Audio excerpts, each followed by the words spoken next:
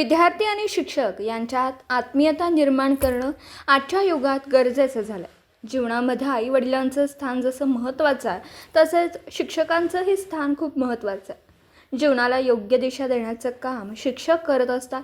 लहानपणापासून आपल्याला अनेक शिक्षक भेटतात. पुढील शिक्षणापर्यंत वेगवेगळे शिक्षक यात बदल होत असतात. पण पूर्वीच्या शिक्षणातून शिक्षकांचा विद्यार्थ्यांचा आत्ताच्या शिक्षणात दुरावा वाढलेला आहे. आई वडील जन्म देत असतात, पण शिक्षक घडवत असतात. शिक्षक विद्यार्थ्यांच्या जीवनात समाज प्रबोधन करण्याचं काम करतात. शिक्षक नेहमी चांगल्या गोष्टींचा प्रसार करतो. विद्यार्थ्यांवर अवलंबून असतं की त्याचा चांगला की वाईट विचार आत्मसात करावा. प्रत्येक शिक्षक आपला विद्यार्थी चांगला घडवण्याचा प्रयत्न करतात.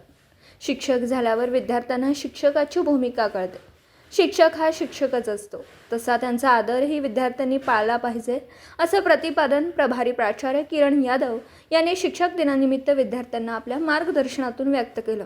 तसेच प्राध्यापक निकम विनोद यांनीही मुलींना मार्गदर्शन करताना असं सांगितलं, मुले किंवा विद्यार्थिनी यांना आकार देण्याचं काम शिक्षक करत असतो, कारण शिक्षकाचं काम हे विद्यार्थ्यांना घडवणं असतं.